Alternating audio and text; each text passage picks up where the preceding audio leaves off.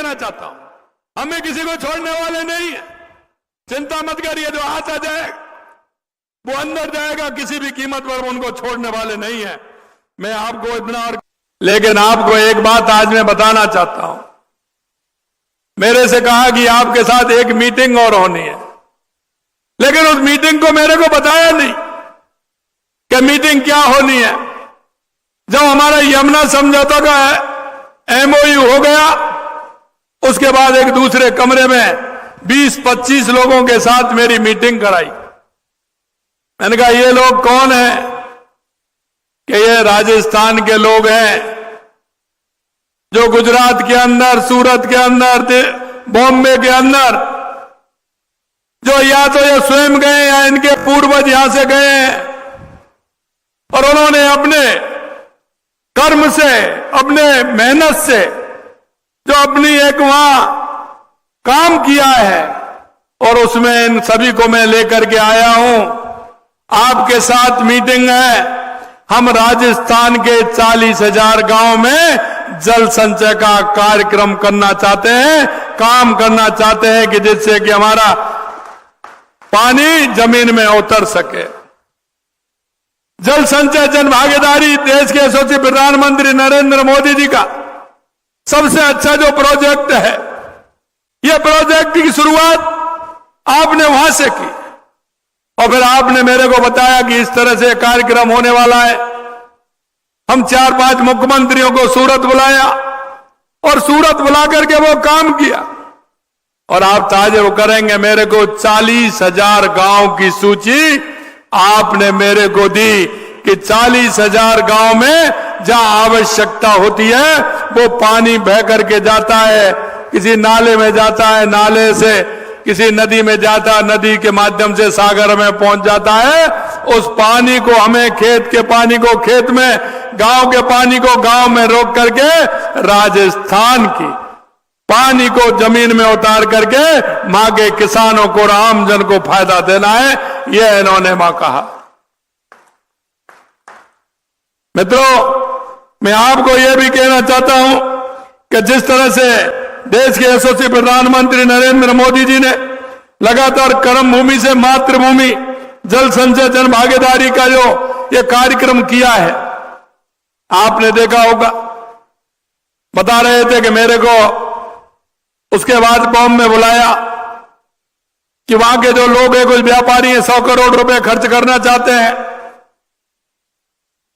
मैं वहां गया, पाटिल साहब भी आए, सभी पूरी टीम को लेकर के।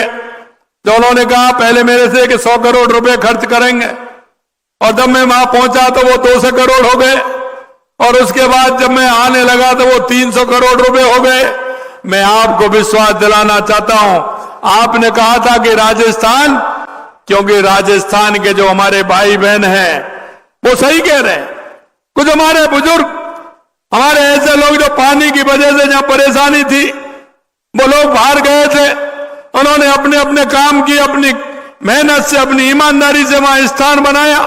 उनको उसका दर्द है कि मेरे राजस्थान के अंदर अगर पानी होता तो हमारा राजस्थान सरसब्ज होता।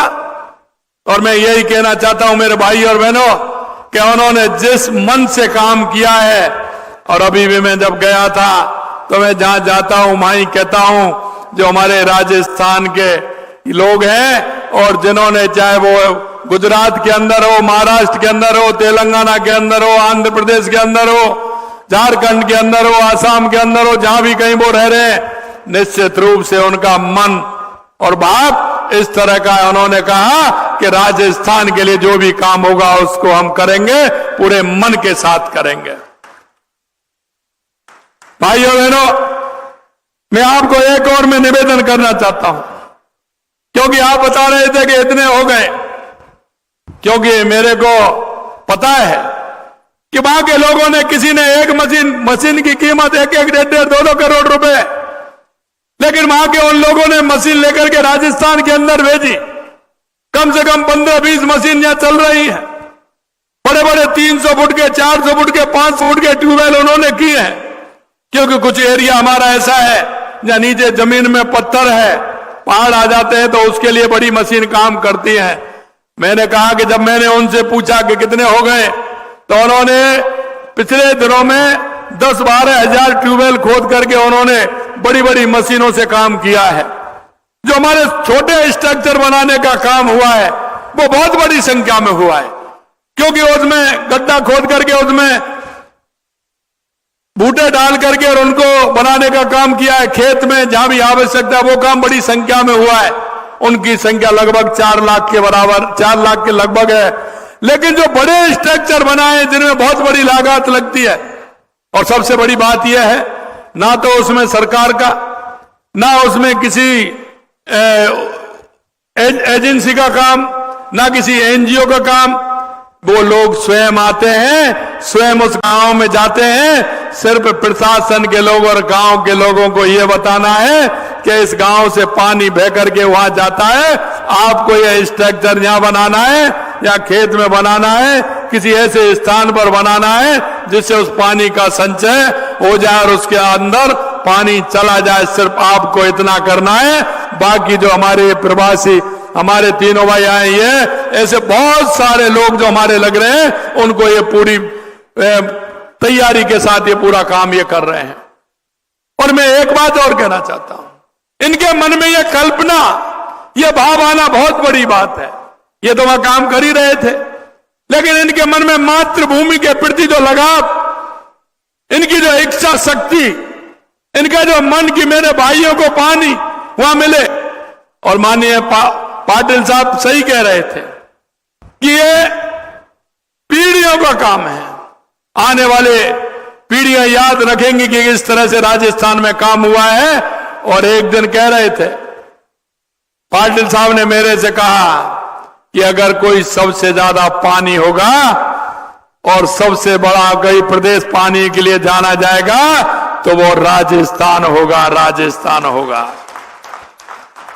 और धीरे धीरे मुझे भी इस बात का विश्वास हो रहा है, और विश्वास मुझे इस बात का हो रहा है कि आपने देखा हमारी सरकार को लगभग 2 साल हुए हैं।